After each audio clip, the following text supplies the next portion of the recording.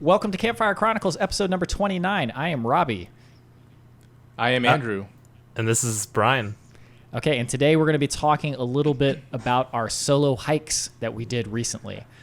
Bryan, do you want to start us off since you were the one who came up with the topic? Sure. Yeah, so if you haven't watched it yet, you can check out the episode. Robby, Andrew, and I, and Thomas, we went to 3 separate parks, do a little social distance camping, and we each hiked we camped out for one night, and I think we all kind of experienced very different trips based on our locations and our preparation. But yeah, so I went to Wayne National Forest. I went back to Lake Vesuvius. We've been there once before. Andrew? So me and Thomas went to Scioto Grove Metro Park, which is actually a local city park, but they allow backpacking on one of their trails, which I think is sponsored by REI. And it's like, the idea behind it is it's a place to go to like test out your gear if you're a backpacker, or if you're new to it, just a place to like, try it out for the first time. But it was surprisingly cool. And I went to the Bloodroot Trail around a lake called Salamone Lake, which was in northeast Indiana. I can't remember what city it is now. But basically, if you just go northeast from Indianapolis, you get there in about in an hour and a half. How did you guys choose your trails?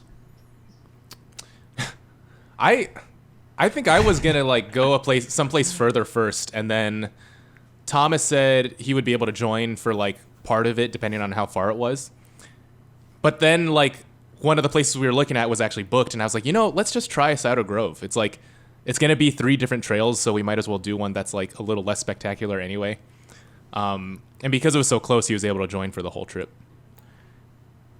For me, actually, I was originally going to go to I think it's called Twin Creeks, or the one in Germantown that we went to. Oh, yeah. What is that called? Crap. Twin Creeks Metro Park or something like that? I think so. Yeah, I think that's one of them. And that's actually a place we went camping for a night. It was our vacation camping. So we did not do any filming. There was no filming allowed. It was great. It was great, yeah. How long ago was that?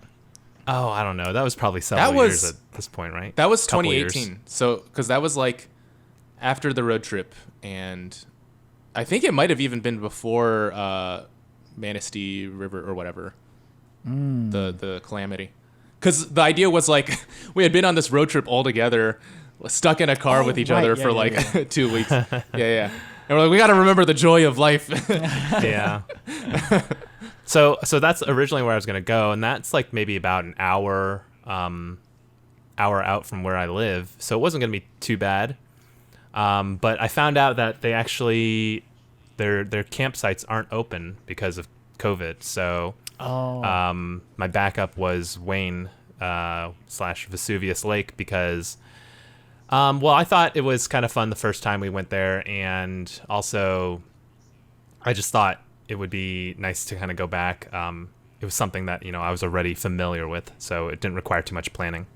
Was Wayne National Forest one of the places that we went to that the first time we went we didn't know that you weren't supposed to filter water, or was that only right? That was Zaleski, which is technically a state. No. Was it Zaleski? Zaleski definitely. Yeah, but I mean, I wasn't sure if Wayne was like that too. Wayne is, yes. Yeah. Because this time I remembered they're kind of I the same brought area. The water that I needed. But when we went the first time to Wayne, did we not know that you weren't supposed to filter? Right, we did not know. Okay. Yeah. But I think we only filtered once. Yeah, it was raining that trip, so I feel like whenever it rains, it's I don't want any water anyway. Yeah. So what was the overall? Wait, how'd you choose your trail? Oh, how did I choose mine? Right, yeah. Oh, man, that's funny that I asked that question and I don't have an answer for mine. I think I was looking Salamone. I think I was looking on All Trails app, and I was just looking for kind of a longer distance one. Not longer distance, but a good amount of distance that I could do in one night. And I saw that one. It was 13 miles total. So it was I could do 6.5 the first day, 6.5 the next day. And it was close. So if I'm going to be going by myself, I don't want to do a lot of driving because I really hate driving by myself. Yeah. Oh, but what I was Yeah, going to say Wayne is, was sounds like, Wayne was a lot Falcone. further than I remembered. So I kind of I didn't really overestimate the driving, but I feel like if I had gotten an earlier start, it would have been better. Oh, and then I guess I got delayed on the drive there too. oh yeah, what happened with that? Yeah. I don't really know, but I was like about 20 minutes out from the trailhead, and I just saw the flashing lights of some ambulances, and there were a few cars parked there, and I was like, okay, well, maybe there was just a small accident, and hopefully we'll get past it sooner rather than later. And then I don't know, we just sat there for 30-40 minutes, and then finally one of the EMTs came around and was just like, yeah, we're gonna have to close this road down. And I was just like, what? Like, I had no, like, I didn't really know what could have happened that they had to actually close that road down. Did you have signal? No, I didn't. So how did you reroute? Well, I think because I already had, actually maybe I did have signal. No, because he told me how to get there. Like, they were okay. like, if you turn around and just go around, take this road, it'll circle around it. But yeah, it caused kind of like an hour delay in my hike. Well, anyways, what I was going to ask is, what was everybody's takeaway from? I mean, you can kind of tell from the video, but do you care to elaborate any on your takeaway from doing? Well, I guess Andrew didn't even do solo. But what did you think about doing solo, Bryan? So I did talk about it in a. I wanted to talk about it more actually in the video, but I guess I'm not really used to talking into the camera by myself a lot. But my takeaway was basically, I just prefer non-solo trips because growing up, all we did was we had group trips, right? We had group camping trips. Yeah. And so in my mind, I associate camping with a time to get out with friends and enjoy that experience together. So when I don't have someone there to enjoy that experience with, I feel like I'm missing a part of it. Like I'm missing a part of the experience. Yeah, I think my big takeaway was, if I'm doing solo, I need to have some sort of like physical challenge or a goal to make that more of the main point. Because when we're together, we can do like a half a mile. If we do a half a mile in a day, I'm still happy to do it because it's fun. You can just like, oh yeah, we're going to relax and we're going to put on Animal Crossing music and cook something next to the fire or whatever. But when you're by yourself, if you only do a half hour, you're like, well, now I'll just sit at this campsite doing nothing for 6 hours while I wait for it to get dark enough to go to sleep. That's really funny because the times I have been on solo trips, like in the past, at least I feel like the part I like the most is like setting up camp and just mulling around and having time to waste. Yeah. So it's like the opposite, kind of. Yeah, I think that kind of meshes with our personalities in general. Yeah. Totally. Like by the time I get to campsite, I need to be so tired that I'm just like, man, I'm just going to eat and go right to sleep. If I'm by myself. If we're together, I mean, like, I'm okay with us literally just like, oh, you want to just camp at the parking lot? Well, because like at Minister Creek, there was that one time where we had so much time left when we got to our campsite. Oh yeah. And we almost like didn't really have anything to do, but I actually really liked that. That's kind of how it was when we went to Twin Creeks too. Like when we went to go camping without filming. Yeah. I mean, that's also kind of how it was when our first backpacking trip ever in Shenandoah. Because we hiked in, we made a campsite, and we basically just stayed there. I can't remember how many days, but we only had one campsite, and we just ventured out and came back to it. Man, that was so much fun. That is such a vivid memory of doing that. Yeah. And I think also what exacerbated my feelings of solo camping really sucking was oh man, what month was that? I can't remember now, but it was yeah. The That height was of July, right? Or June? Oh, it was June or July for sure. But it was the June. height of just being stuck indoors in the... It's kind of funny because the pandemic hasn't gotten really any better. In fact, the numbers have gotten worse. But now it's become the new normal. Yeah. So it doesn't feel as oppressive, even though it's just as dangerous, if not way more Well, it's dangerous. like, I think that's part of it, and I feel like there's maybe slightly more of an understanding of how it works. It's like There's kind of an yeah, understanding that's better to be outside and stuff. But yeah, it's like usually when we go, if we go camping, let alone solo camping, it's like to escape the hustle and bustle. And there has been no hustle or bustle like for the past like 7 months or whatever. Yeah. And it's wild. I miss being able to just like, I didn't even go out that often before, but I miss the option to be able to go out and like go to a restaurant or a bar. Yeah. I miss being able to go to the CVS near my house and just getting junk food late at night without being like, do I really need to do this? Like during a pandemic, should I be spreading my air molecules? But yeah, what the trail me and Thomas went on was like, it was funny because it was still pretty much in the city. Like you could hear cars and sirens, but at the same time, there were certain parts that felt like really, really remote. And in a way, I feel like sometimes, I don't know, sometimes I feel like in city parks, I encounter more wilderness than when we're in the middle of a forest out in the middle of nowhere. I think that's just because all the animals here are like concentrated into a few pockets of woods.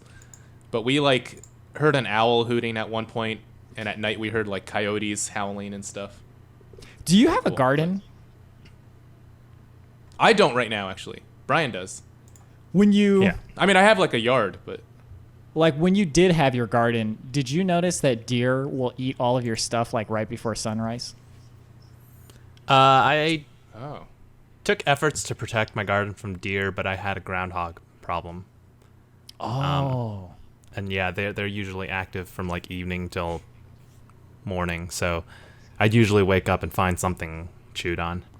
Well, just the reason I bring it up is because you're talking about animals and stuff, and I feel like we're just living these parallel lives that never intersect because they always do all their activity like right before the sun or like right after the sun sets, and we're doing stuff during the day, and they just hide during the day. what's it called? Is that called like crepuscular? Crepuscular, Crepuscular, I That's thought the is sun clouds. rays, Yeah. isn't it? Yeah, but I thought that was also like. Crepuscular Let me look it up. Chiroptera, smartest of all birds. I don't Yeah, know yeah, what so I a don't know what you're trying to talk about. No, so a crepuscular animal is one that is active during the twilight periods. Oh, So crepuscular dawn- Chiroptera. Dawn and dusk. Yeah. Oh, that's I feel like why those are my that's favorite called times that? of Huh. day, but yeah, must be.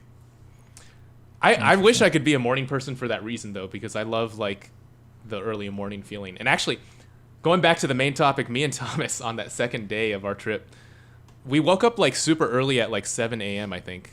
At least that's super early for me, and it was like kind of chilly. It was nice and cool like the day before and the day of, but the night got a little chilly, so we woke up early, and we literally just like, well, first, at first we were like, maybe we should just get moving, but then Thomas was like, oh, it's still kind of like warm in the fire pit. I was like, wait, are you serious? So I grabbed like this little piece of birch bark I had and started blowing on the log, and like we were able to get a fire going.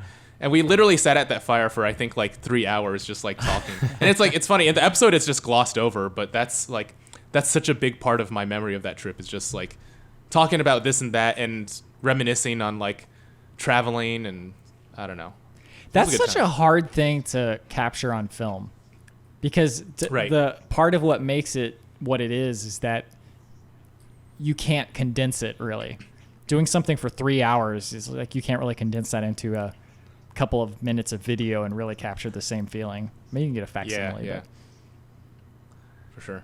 I feel like people who are watching it have to have done that in order to like fully Yeah. grasp it. But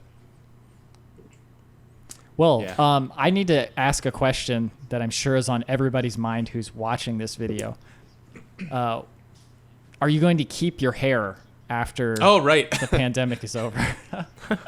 yeah. So this was actually the first episode with my season 2 Robby hair, and actually just the other day I found out I could put all of it in a ponytail now, so I don't have like the dangly part. Well, I have Oh, bangs, wow. But yeah, I don't know. I might stick with it. Just It at looks least for a really while. cool. I mean, I think, I don't know if everybody's been positive on it, but it seems like everybody's positive on it. I think it looks cool. Yeah, I also got like some beard trimmer and like a beard brush thing just to maintain this. And it's like Andrew's the next person in our family to go through that phase. I think literally everyone in our family has gone through a long hair phase. That's My brother true, hasn't. isn't it? Oh, your brother has. He's gone shaggy, but never like full ponytail. Yeah, Brian, I feel like you've gone shaggy, but not like full on like shoulder length. No, my hair doesn't do that stuff. When my hair gets long, like if my hair is not swept to the side like it is right now, I look like Sammo Hung. You know, back in the day when he just had like a bowl cut.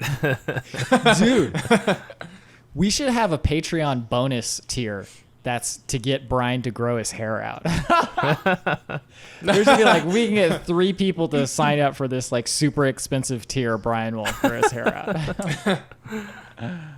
We should have I don't like think a it'd be poll worth on, it. like, what hair we should do. Oh, dude, I just remembered. So for those of you who don't know, a while back, one of our viewers named Trinko, during one of the live streams, somehow we got on this topic of jorts. Okay. If you don't know what a jort is, it's a jean short. So it's shorts made out of jeans material. And we were all laughing at it. It's like, oh yeah, Thomas's new pants need to be jorts. And Trinko sent a pair of jorts to us. And Thomas still to this day has not worn them. And I think Thomas owes Trinko a jorts wearing at some point. Does he have the jorts? Yeah, he does. Oh. I bet he's playing it off like we just keep forgetting, and then like, Yeah. but he's like really intentionally like, no. Yeah, no, he was smart. He's being too self-conscious about it. They're not even like jorts. They're like camping shorts. Yeah. They're not like actual. I don't think they're actual denim. Dude, we should all wear them at some point. It's like the brotherhood of the traveling jorts. Who's going to be wearing the jorts this episode?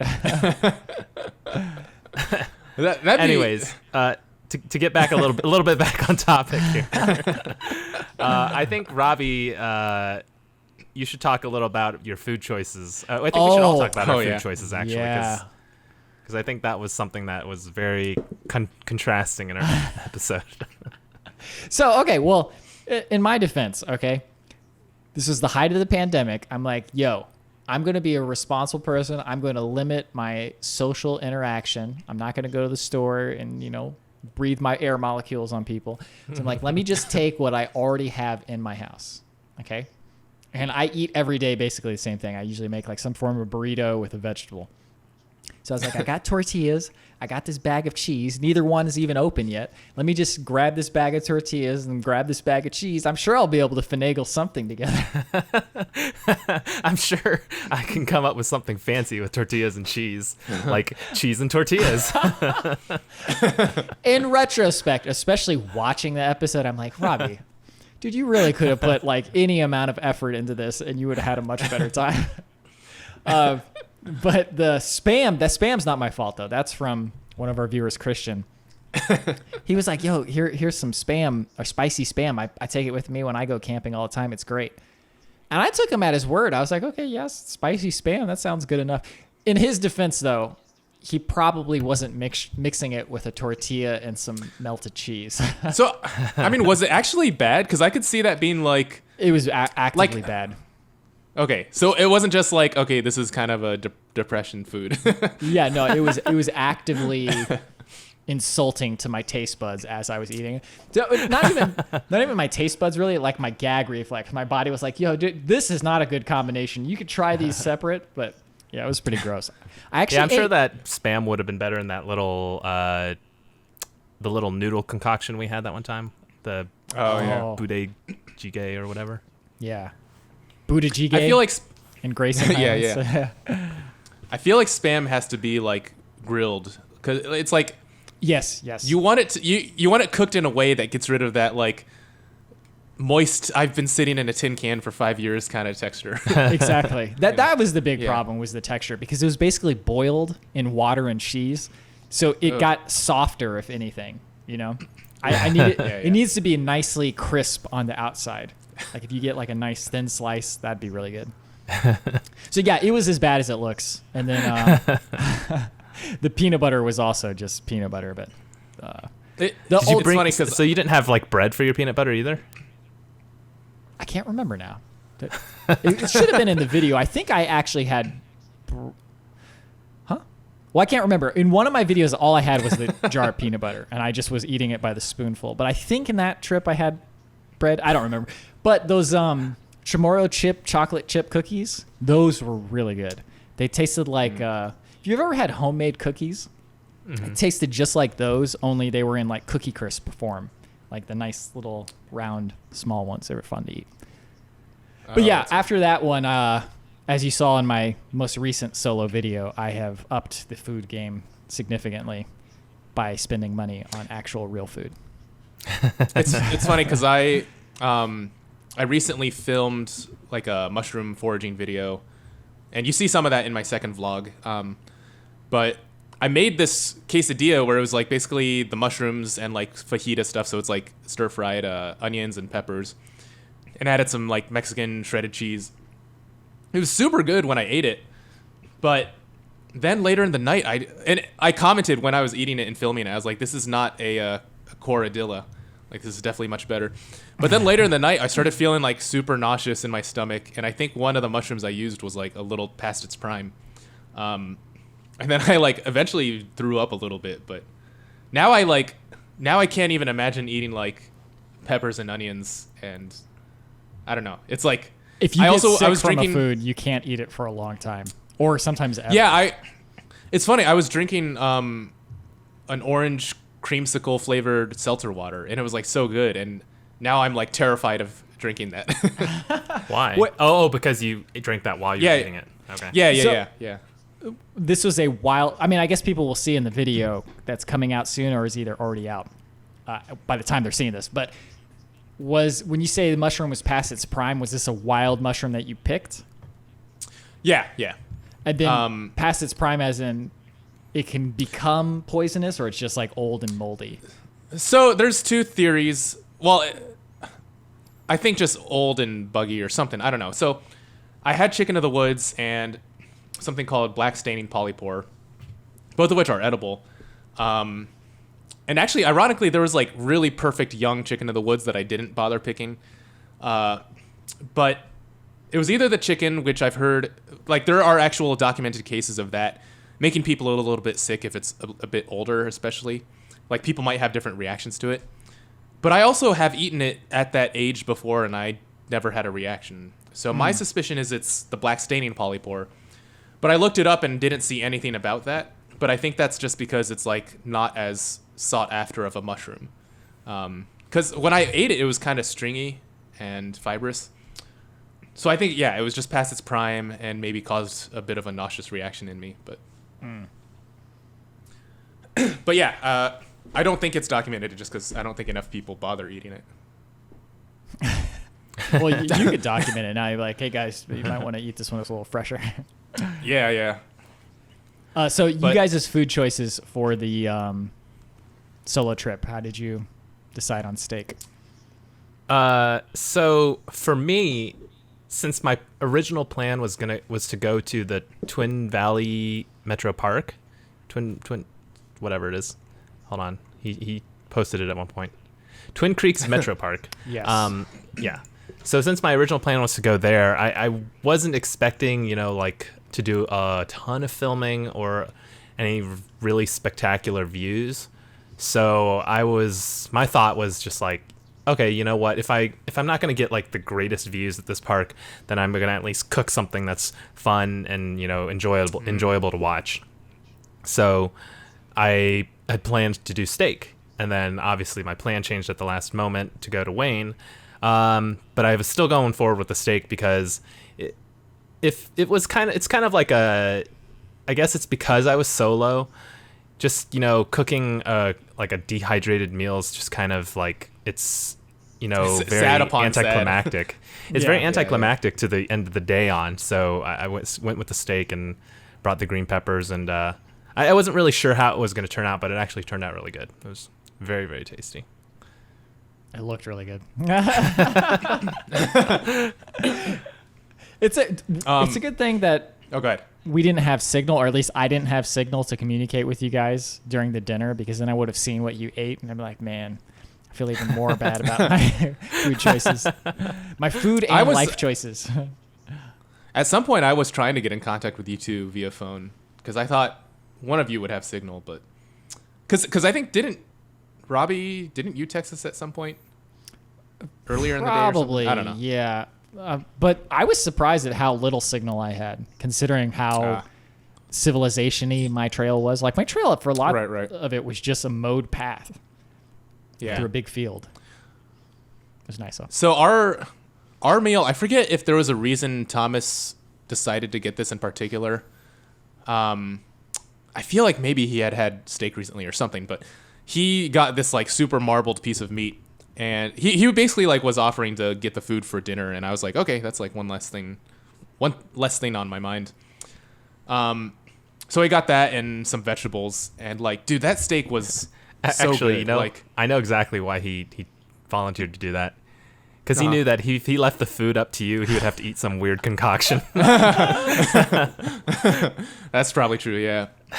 But yeah, we cooked it like, we cut it up into chunks and cooked it over the fire, and it was like unbelievable, man. It was like crispy on the outside, which is not maybe something you usually think of with steak, but it was like nice and crispy, and then on the inside it was just like melt in your mouth. Soft and tender. So good. And on one of the pieces there was like this big slab of like gristle, and we like cooked that with the vegetables to give it some of that fat and grease, and then I ate the gristle because I don't know, I think that's like a good part of the meat. But So I was just at my sister's house, or my dad's house, and I was eating dinner with my sister, and she's 7 or 8, I don't remember, but she apparently likes the white part of the watermelon. Oh, that's weird. Really weird. Like, she's like, do you like the red part or the white part? I was like, what do you mean the red part? The whole thing's red. And she was like, like the part at the end after you eat the red. And I was like, no, I don't like that. I was like, that's good because nobody wants that. So you can eat that to your heart's content. Yeah. That's pretty funny. That is funny. Yeah, Steak she must. grilling party. That sounds fun. But yeah, so after that trip though, I think it was like the very next day that I got back, I bought 2 steaks and I was like looking for a marbled one, and I was like, Thomas, how did this compare to the one you had? And was like sending him pictures, and he was like, go a little more marbled. And I was like comparing like different pieces of meat and like sending him the pictures, and then I cooked those boys up, and it was so good, man. The manager came over, was like, sir, can I help you? Like, we got this weird Qui-Gon Jinn looking character looking at all of our meats and taking pictures of them. There's actually a chain reaction, because then I sent the picture of my steak to someone else, and they were like, okay, I'm gonna get a steak now too.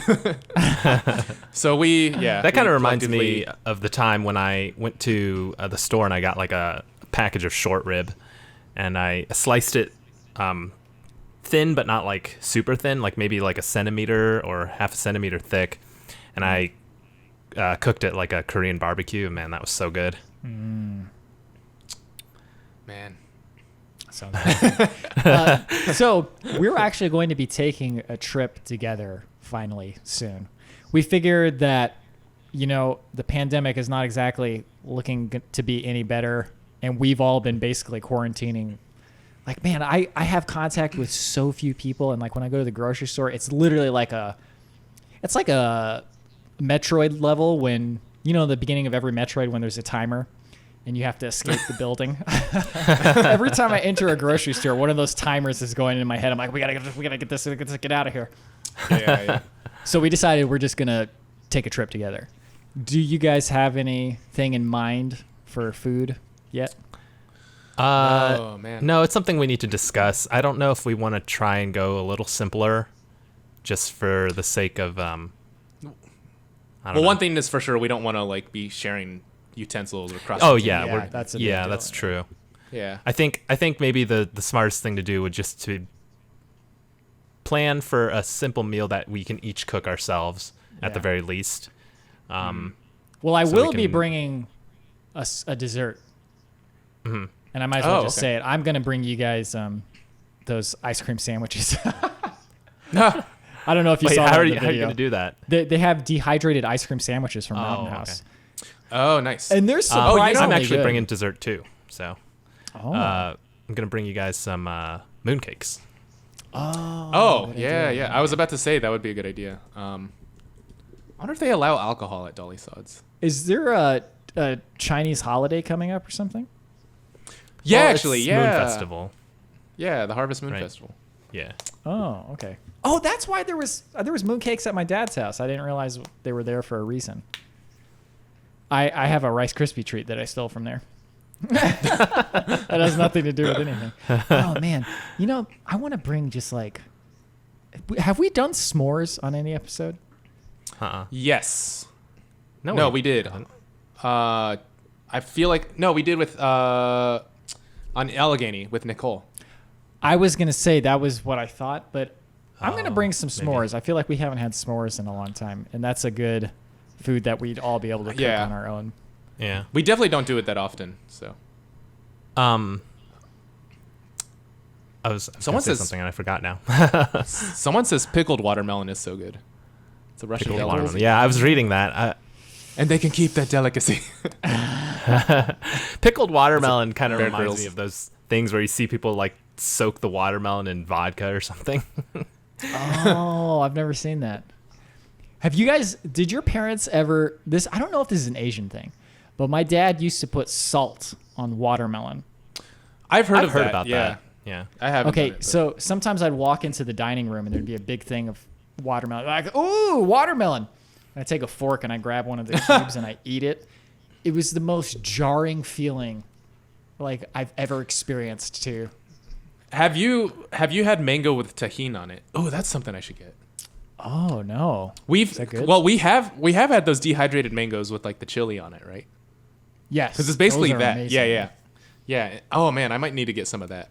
I'll get a few Yeah, that packages. sounds really good. We can man, distribute yeah. them with chopsticks into our own bowls. I don't know, what should we do for food though? Because it's like,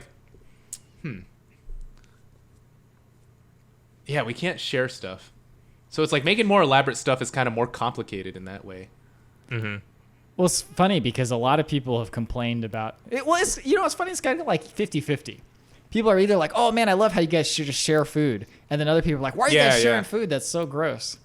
Yeah. Which I always I think it just all depends on how like someone kind of like grew up, you know. Yeah. It really used to not be a big deal. Back before the dark times. when I was growing up, I was much more of a germaphobe than I am now. And now I'm going to swing back around the other direction because of the pandemic. Well, so like I feel like back in the day, the idea of sharing utensil or food with like family members, like immediate family, seemed fine to me. But anyone beyond that was kind of weird. Yeah, that's actually what we did growing up too. Yeah. But then I think it was actually because we started going camping that like I got over that barrier, that fear. Well, just a But big now- part of it for us is just convenience. It's like if you like have to portion everything out and everybody has to bring their own stuff, and it's just I don't know. Yeah. Or maybe not convenience. That's the wrong word. Maybe laziness is a better word. It's convenient when you're filming it. Yes. Yeah. Definitely that. Oh, you know what I want to maybe bring is some real zongzi. I guess we've sort of tried making that before, but well, would that be a good idea? Having just some actual real ones that are nicely already wrapped and made. Yeah. And then we That can would be just great. like steam it or something. Or, Yeah. yeah. Oh man. Yeah. It's going to be good to actually get back out as a group again. I feel like because it has been 6 months. The last time we were all together was in March. Yeah, it was Yeah, it was literally around right then. as the pandemic was like, oh, this is serious. Everybody like starting to lock down. We did it like Yeah. right before that. And now it's September. Oh yeah, Man. this could be great. Yeah, Land Between the Lakes was literally like right before, like days before it got serious. We got to be. It's like we still have to be careful and make sure we don't get careless. Like, I don't know. We just should still probably keep our distance and Yeah. not breathe on each other too much. Don't sneeze on each other. Yeah. Yeah. Don't sneeze on each other. You shouldn't sneeze on someone when it's not a pandemic, anyways. Yeah. Bring funny, though, like because- extra hand sanitizer too. It's funny because it's like I feel like part of what I like about camping is how freeing it can be in the sense that like if you're hiking and no one's around, you just like sneeze whenever you want, you pee whenever you need to, you know? Yeah. And it's like now we gotta like be a little more considerate of that sort of thing. Because it actually it's has a definitely going to be a consequence. different experience because of the reasons that you just said. It's like typically you go camping and you don't have to concern yourself with any of that stuff, but now we will have these things at the back of our mind as we're camping, and it's kind of like you can't really totally break free and relax. Yeah, well, this feels a lot like, it's almost like how to explain it? Like, okay, so like in Mad Max, right? In these post-apocalyptic movies, that oppressive feel of where you're just like going outside is an ordeal. Like, not that it's such an ordeal now, but it's like I can't just go outside without thinking about anything. You know, I'm like, oh, okay, I'm gonna think about where I'm going. Do I have my mask with me? Do I know what I'm getting so I can just get done and get out? Yeah. That feeling is very wearing. If that's the right word. But just like it grates on you, and you can't feel completely unself-conscious and just at ease. And I think that's a big part of the stress of the whole situation in general. Because even when it's not even a big deal, there's still that slight gnawing, and it's like that is. I feel like because in the past we've talked about like being self-conscious about what we're doing or whatever, and how being in the wilderness helped us learn to get around that. And then now it's like there's this whole other thing on the back of our mind that is just constantly there. Yeah, because being self-conscious, there's no downside. There's no actual danger. Right. There's you have this phantom self-consciousness for no reason. But now you have like this self-consciousness for an actual reason. And I feel like even once there's a vaccine, I'm never gonna like go back to 100% being like careless or something. Well, now like, it's you can wear a mask just for fun now. Like if it wasn't a danger, you could still wear the mask if you want to, just to look cool. Oh, totally. Yeah, it's like even after this is done, I feel like wearing a mask will be a little more normal. I feel like I'll still be a little wary of eating somewhere inside. I'm always gonna choose patio seating if I ever do go back to like. Actually, I'm just really impressed with people's no fearness. Whether that's a good thing or not, I don't know. But people, like, I went to go pick up my pizza the other day. People were just eating in there indoors, chatting and stuff, and it was like, what if you guys have coronavirus? You all got it. I definitely think it's smarter to have an ounce of prevention and cautiousness, especially now, right? I mean, there's a time and a place to not be concerned with that, and I don't think now is that time. I like recently read a news, I recently heard something where there was a flight, and they weren't enforcing the mask rule like really rigidly, and then they found out that like 16 people on that flight had COVID. Oh no! And it's just like you can never be too sure. And I'd rather, basically, this is what I tell people. I say, if I'm going to get sick with coronavirus, it's going to be because of something I did and not because of something someone else did. Because, wait, is that right? No. It's going to be it's going to be because of something someone else did, not because of me. Because I'm going to take every precaution that I need to.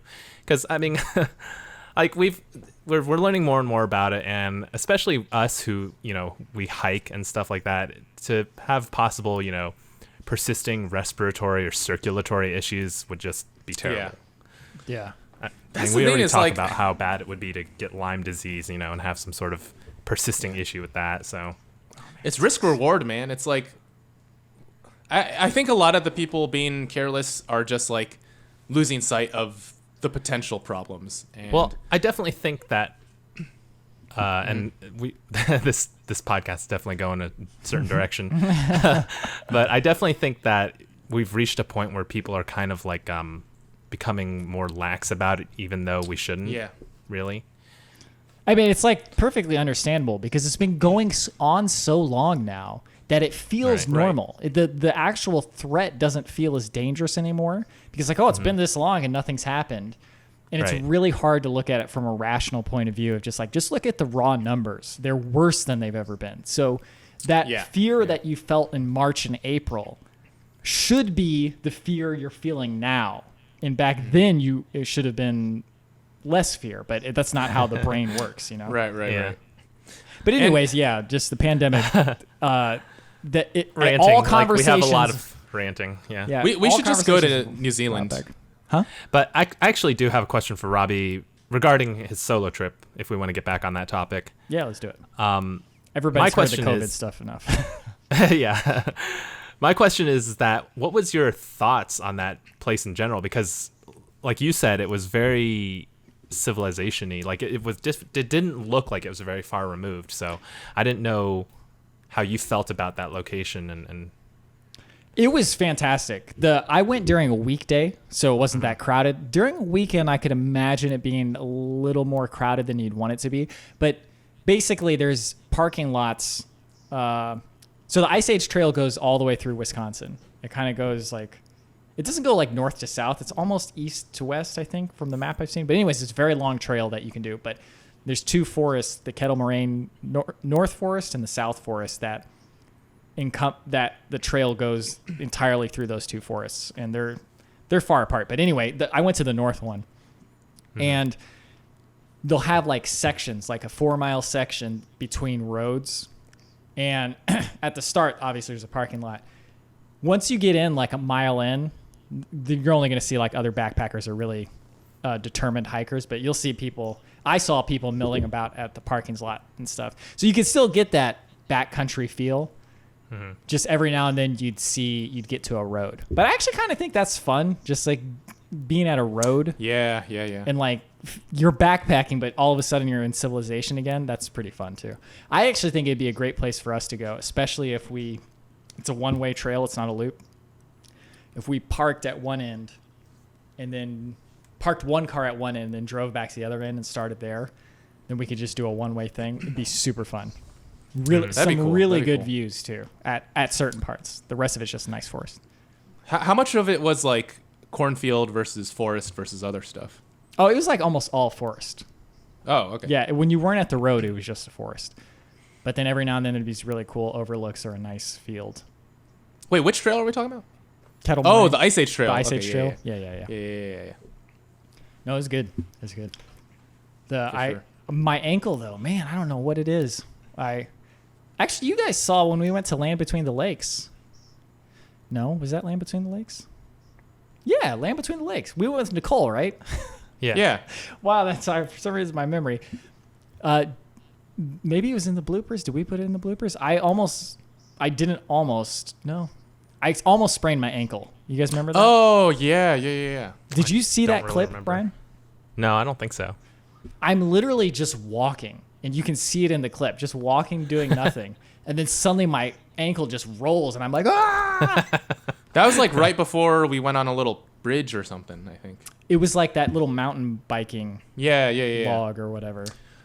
You know, I have heard that, and I assume this applies for ankles, but we were talking about, I think, the knee joint in this case, but there's like this theory of exercise where you can do an exercise in different ways. So like if you look at a squat, you typically think of like a squat where your knees are like facing forward or whatever, right? And like I think all the fitness people say the proper way to do a squat is to like have your feet and your knees facing forward. But this theory says that you should practice squats with like your knees pointing outwards and your feet pointing outwards, or your knees inside, like pointing inwards. Like all sorts of different ways to do it. And maybe like you can do it where one leg is pointing out, one leg is normal or whatever. But the idea is it gets your muscles and your joints used to like bending at those different angles. And so if you ever like are in a moment where you like take a fall and have to land in an awkward position, your knee and your joint is like more prepared for that. So I feel like that makes a lot of sense. Yeah. Because you want there to must be be- prepared. Well, that's the weird thing, though, is I was walking straight forward. Like, I understood it a lot more when I was playing sports, and you would make, like, a weird move, or you'd step on somebody's foot, and then you'd hurt your ankle. But when I'm just walking straight forward, and that was even a flat path, it was just weird that my ankles will give out now. Like that. Oh, wait. So you're saying you didn't even like trip. It just gave out. No. Like, I'll try to remember to put the clip in the corner right here. So I you can bet- see what happens, but... I bet it would make sense, like if you did, like if this was your foot it'd be good to like do stretches like that or something where you're like. In fact, the last time I injured it and went to a doctor, which was like 10 years ago, they were like, yeah, you just got to strengthen your ankles. So it's probably largely my fault as well. Okay. Anyway, so we're almost at 50 minutes, I think. We're pretty close, maybe 45 minutes now. Do you guys want to pull the questions up and start picking out ones that you like, and we can answer those? And for anybody who's in the Patreon exclusive live stream chat right now, you can post your questions on the actual Patreon post, and we will grab those and answer them. Yeah, and we just did that so we wouldn't have to keep track of the chat the whole time. Yeah. Right. So there's a few questions here. The first one from Jason Bourgeois. He says, was it a relief to finally get out on a trip for all of you? What were your mindsets going into each of your trips? So that's an interesting question, because I think we did discuss kind of like our thoughts afterwards, that, you know, of how we felt about the solo trip. But I think going into the trip, I kind of had this sense of anxiety, but mostly because I was concerned about filming the trip, because I know that when we go hiking, Robby and Andrew do the majority of the filming because they're the most comfortable with cameras. So I wasn't really sure how it was going to go with me filming exclusively. I didn't want to, you know, have some setting on the camera wrong, and then, you know, my entire footage was unusable. But actually, as I moved, as the second day of the trip started, I got into this real, like, I guess, zone with it, because I was like, when the first day, you know, I would like set the tripod up, I'd be fumbling with the legs, fumbling with the settings, and just trying to get the right shot, you know, framing everything. And then the second day I was just like, shoot, pull the tripod and like drop the legs and just like, you know, frame everything up really easily. So I was like, oh, I can see how, you know, like, you know, if you do this more often, it becomes like second nature.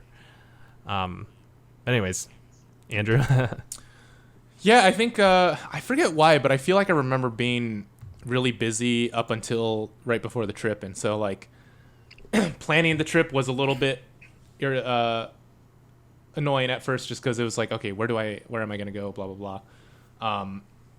But once I figured out the location, like I felt pretty good about it. I just felt bad for you guys, because I was like, oh man, I'm gonna go to some place that's like close to home. It's gonna be super easy, and I'm going with Thomas. It's like gonna be a breeze. Yeah, you had a light backpack on too. Yeah. I was like, I might as well just. I wasn't even wearing hiking boots. I just had my like walking shoes. But yeah, it was fine. I think maybe the one thing was like, I was worried the trail would be a little too bland, but I was definitely looking forward in general just to like getting out there and being able to like camp out again. Yeah. I felt like, you ever have those dreams where you haven't gone to class for like 2 months, and then you're like, man, I've like missed this whole class. What am I going to do? It felt kind of like that, because it'd been so long since we filmed a video. I was like, man, we just have to get out there and actually make an episode so that I feel like I'm actually producing something in the world, you know? Yeah. But yeah, that was my main feeling, I suppose.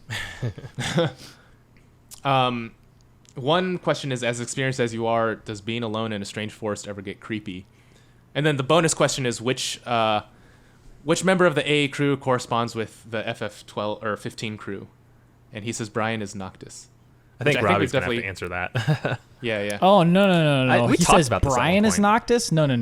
Yeah, we've actually thought about this before. Yeah, Bryan is Gladio. Like, if Gladio. if Bryan is not Gladio, then what are we even doing in the world? So I would. Gladio's the one with like the open vest or whatever. Yeah, with the ripped abs. See, How come the art shows 5 people? the fifth one's probably this dude named Core, or I think that's his name. He maybe was initially going to play a bigger part in the story, but by the time the game came out, he didn't. See, the problem is that I'm kind of the blonde guy because I'm a goofball, but also Thomas is kind of the goofball as well. But I could also be Noctis because he's like he kind of looks like me even. Andrew could also be Noctis because he's like the guy who is always front and center with the mushroom knowledge. but he could also be Ignis because he wears glasses and is very knowledgeable, which is Ignis. And then Thomas, he could be Ignis or no, he's Prompto. Yeah, he's just Prompto. Because didn't you Thomas say like? Go ahead. Weren't you saying I could be Prompto because he like cooks stuff or something and like looks for mushrooms or something? No. Ignis, the guy with the glasses. So yeah, you're probably Ignis. Okay. I think we would just have to go with that. And Thomas would have to be Prompto because Thomas is an idiot. And I mean that in the nicest way possible. And like, you guys, I don't think you guys understand, if from just watching the videos, how much of a goofball Thomas is. He never says anything serious ever while we're hiking. He's just like, so would you guys rather be a mosquito or a orange or something? And I'm like, what is that? So, what was the first question though? Sorry. It was, as experienced as you are, does being alone in a strange forest ever get creepy? The forest has never creeped me out. The only thing that's ever creeped me out is the drive into the forest, and you see like little shacks and stuff, and you're like, oh man, maybe the Texas Chainsaw guy's out there and he's gonna chop me up. Even like being alone? Yeah, even being alone. Like, wow. I've never been creeped out for whatever reason. I don't know why. For me, I think it kind of just depends on the time leading up to it. Like if I've run into other backpackers or something like that, then I don't think I would feel creeped out. But if I was just hiking, for 5 miles and didn't see a single soul, then I'd probably feel a little creeped out, like as it was getting dark. Based on my past solo trips, like I feel like I would still get creeped out at night. I think my imagination is just like way too active, and it's like my mind will be like, hey, you should think about what it would be like if a demon popped out from behind that tree. I'm like, no, don't think about that. But yeah, I don't know. I actually, in some of my solo trips, like I ended up being at a campsite with other people, and it wasn't too bad. Like even the Smokies trip we took, there happened to be some distant campers. But I feel like it also would kind of depend on the circumstances. Like if I got to my campsite during the daytime and had a chance to like get to know the campsite and take it in and stuff. Yeah, I think that's definitely a big factor too for me. Yeah. I don't know. It's like there's always some weird stuff in nature that like there's a lot of weird mystery out there, and sometimes you'll hear stuff and it's probably just like some sort of an animal. But if you don't know exactly what it is, you start imagining different things. I also don't watch scary movies at all anymore, so my brain doesn't think about that stuff as much maybe as other people do. Okay, next question. If there are more questions. Go ahead. Aaron Jones says, I'm curious as to what has been everybody's expectation versus the reality during this pandemic. So I know we kind of went on a pandemic tangent earlier, but I guess I don't really know what I had as an expectation. Yeah. But I did when it first started, I did have this expectation of like, it'll probably be over in a few months. Yeah. That was wrong. And if we lived in New Zealand, it might have been right, but yeah. But Yeah, even then, it's just like I don't think there's any chance. Even if we had been really good, about isolation, quarantine and isolation, things like that, and masks, I still think it just would have been. Yeah. We'd still be in the same situation, just maybe in a better situation in terms of numbers, right? Yeah. I think that's the same with me. I think maybe I didn't expect to get used to it so quickly, and like, because the first month it was just like, oh my god, this is so weird. But now it's like you're really used to this new normal, and like, I don't know, humans are adaptable, I guess, but Yeah. being able to go outside and feel fairly safe in the open air is definitely like a plus. Like I still run outside, and it's just if I see someone on the same sidewalk, I move like out of the way and to the other side of the road or something. But I think the last question is also Aaron Jones. What about the expectations before have changed from solo hiking? Oh, expectations about solo hiking before and after you've done it? I think so. Let's just go. We'll run with that. And then if Aaron Jones wants to clarify in the chat, he can do that. Well, for me, I don't think anything has changed about my expectations. I knew that I preferred group camping for all the reasons that I stated earlier. And that's still how I feel. I don't think there's really going to be a situation or a hike that really changes my mind.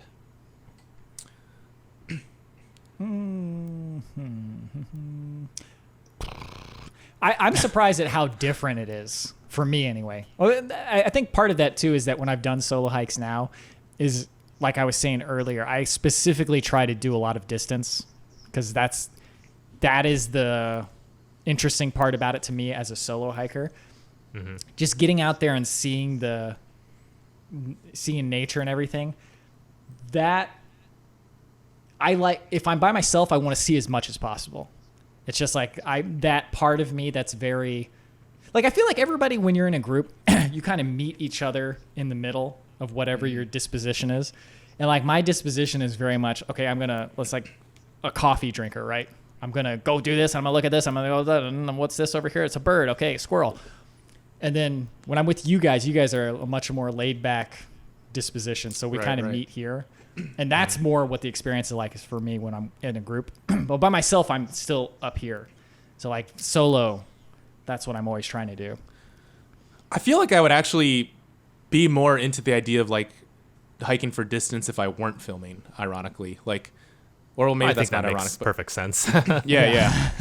And, but yeah, I think for me, it's been less about distance and more about like just being out there for a long time and that whole experience as a thing itself.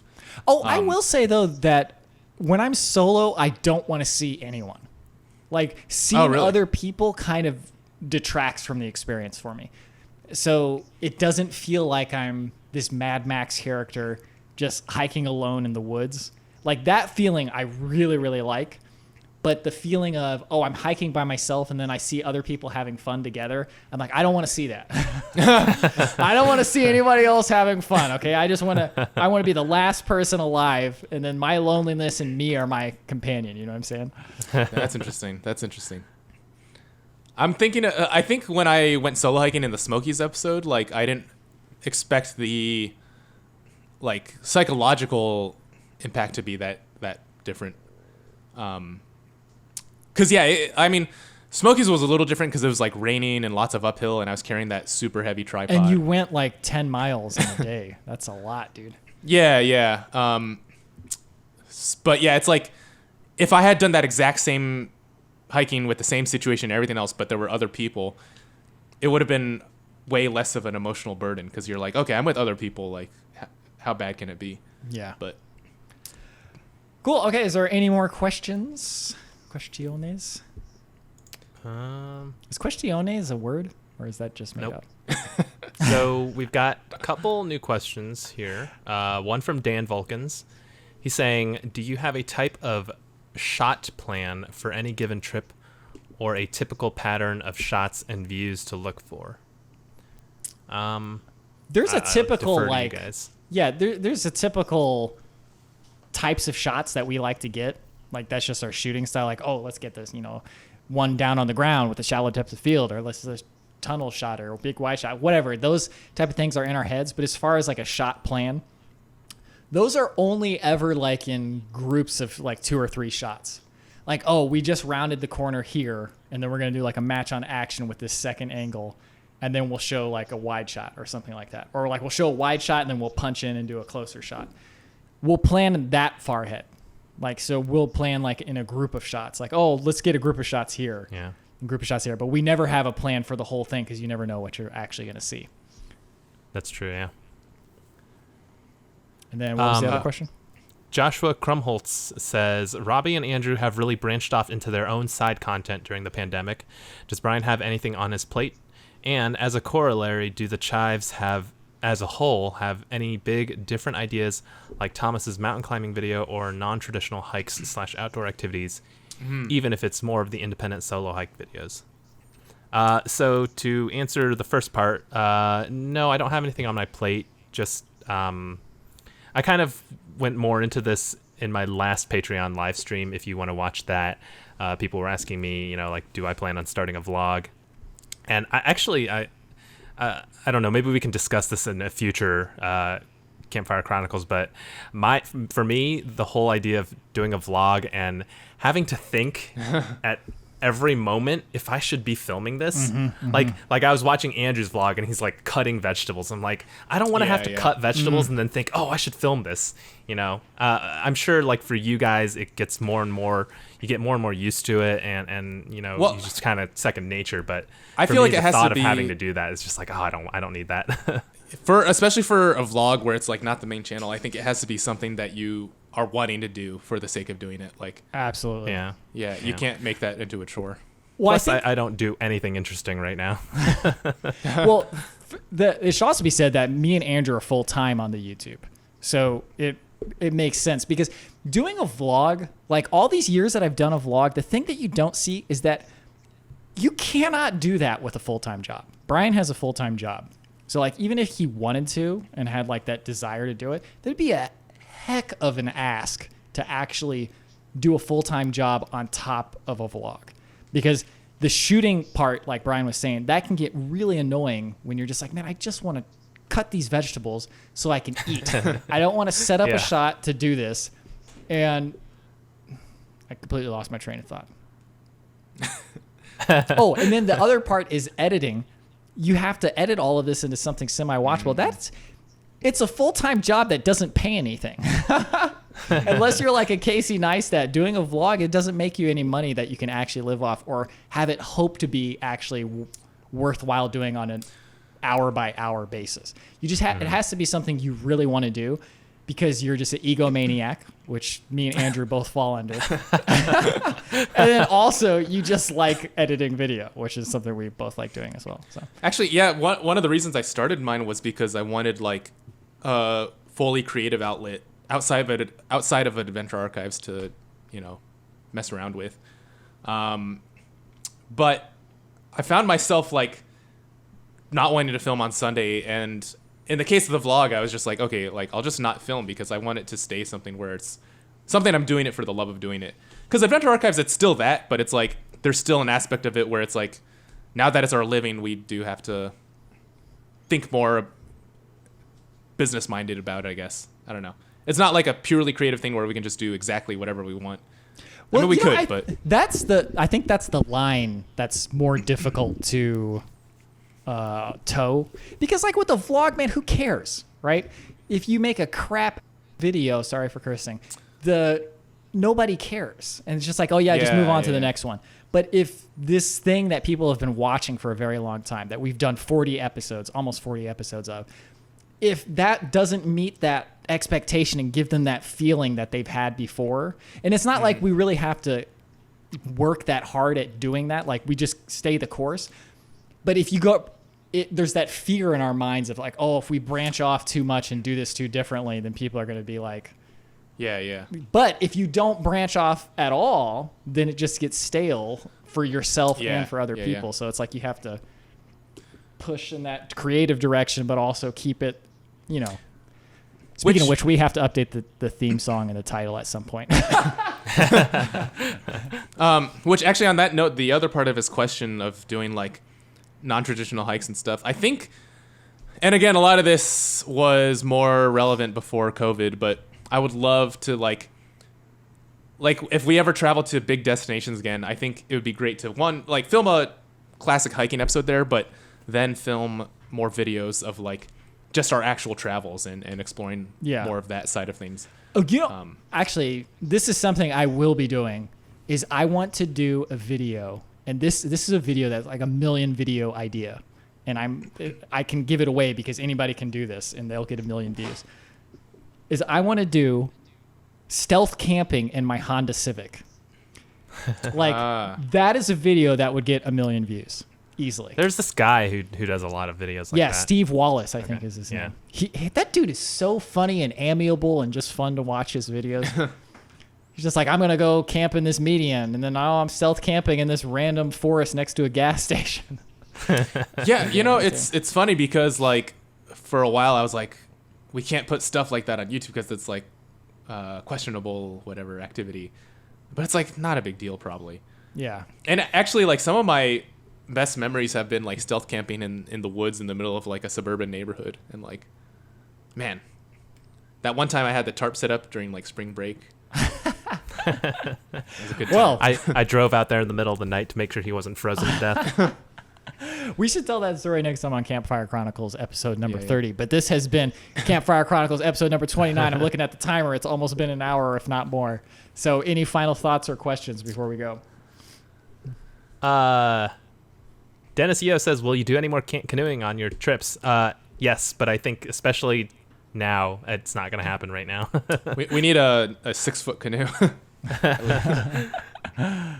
Oh, what if we each did our own canoe? That would be really funny. It'd be That'd be really kinda cool. difficult. Yeah. That would be difficult.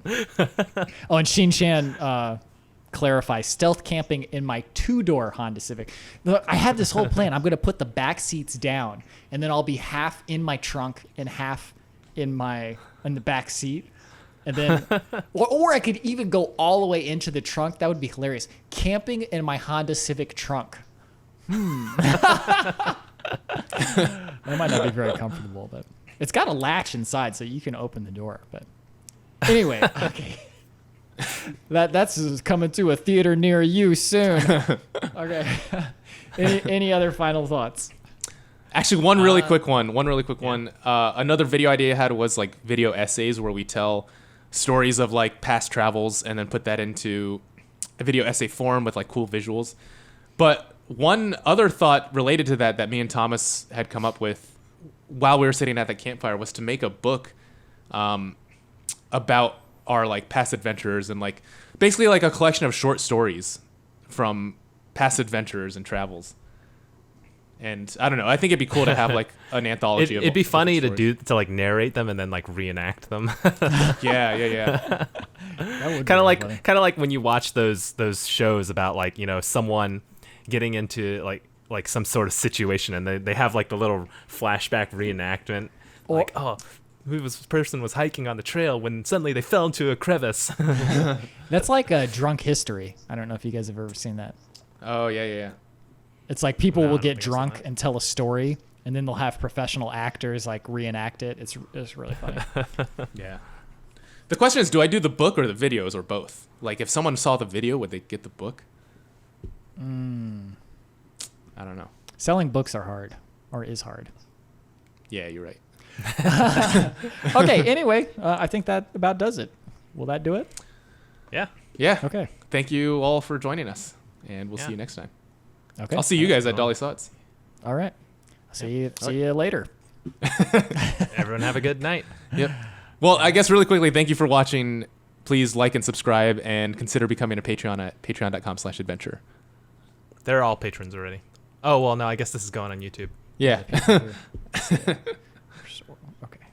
Okay. All right. Good work, everybody. I'm gonna hit the stop recording. Okay.